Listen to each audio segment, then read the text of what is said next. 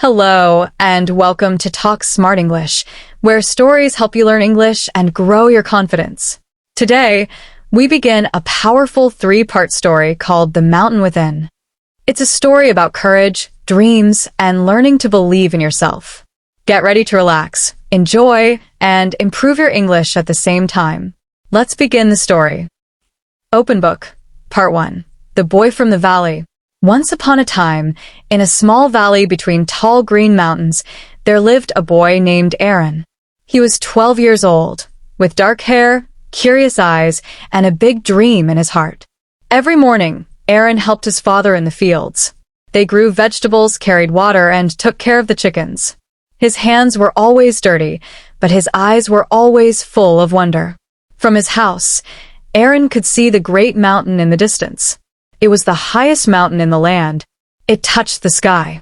People said no one from their village had ever climbed it. To Aaron, the mountain was not just rock and snow. It was a symbol. It stood for something big. It stood for strength, courage, and something more. One day, Aaron whispered to himself, "I will climb that mountain." His father laughed when he heard him. "Climb the great mountain," he said. "That's not for people like us. We work here in the valley." Aaron didn't answer. He just looked at the mountain again. Thought balloon, the dream. At night, Aaron would lie on the roof and stare at the stars. The mountain looked beautiful in the moonlight, its snowy peak glowing like silver. He imagined himself at the top, with the wind in his face, arms raised high. In his dreams, he was strong. In his dreams, he was brave. In his dreams, he had climbed the impossible. But every morning, he woke up in the same small house, with the same simple life. Still, the dream stayed in his heart. School backpack, the stranger. One day, a traveler came to the village. He wore boots coved in mud, and he carried a large backpack. His face was tan from The villagers gathered to hear his stories. He spoke of distant lands, deep forests, and tall mountains. When he mentioned the great mountain, Aaron's eyes lit up. "Have you seen the top?" Aaron asked, stepping forward. The man nodded. "Yes. I climbed it last year." Aaron's heart jumped. "Was it hard?"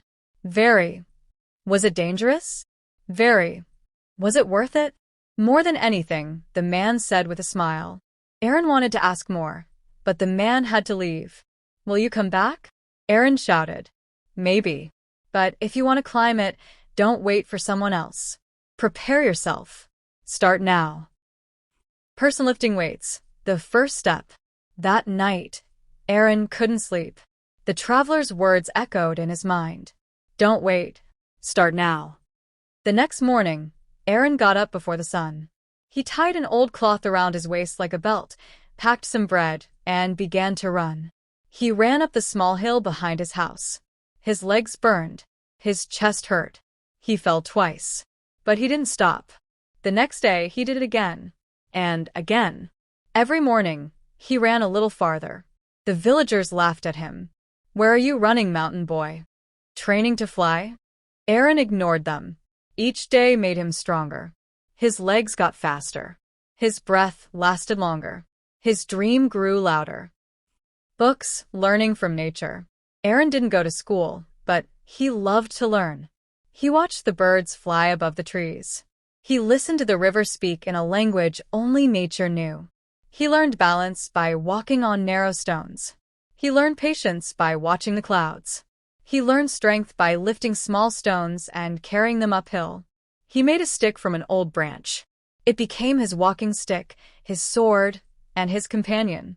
"I may not have a teacher," he said to the mountain, "but nature is enough." Speaking head. Words from grandmother. Aaron lived with his grandmother. She was old and wise. She saw his hard work, his practice, and his quiet strength. One evening, as Aaron returned, covered in dust and sweat, she said, "Why do you chase a dream that is too high?" Aaron looked at her with soft eyes. "Because it's mine," he said, "and because I need to know what I can become." She didn't speak for a moment. Then she gave him a small red cloth. "This was your grandfather's. He too wanted to climb that mountain. He didn't reach the top, but He got farther than anyone. Take it. Aaron took the cloth with both hands. He tied it around his wrist. It felt like a promise. Mountain, the fear. As Aaron grew stronger, something else also grew. Fear. What if he failed? What if he got lost? What if he wasn't enough? Sometimes, in the middle of the night, he woke up with his heart beating fast. The mountain didn't look beautiful anymore. It looked cold, tall, and silent. One night, he asked the stars, "What if I try and I fail?" He heard nothing, but in his heart, a voice whispered, "What if you never try?" Sunrise over mountains, the day before the climb. It was the night before he planned to begin his journey. He had food, a water bottle, a map drawn by the traveler, and a strong heart. The entire village came to watch. Some laughed. Some shook their heads. But a quiet few, watched with hope. His father stood beside him. "You don't have to do this," he said. "You can stay. We need you here." Aaron smiled. "I have to know, Father.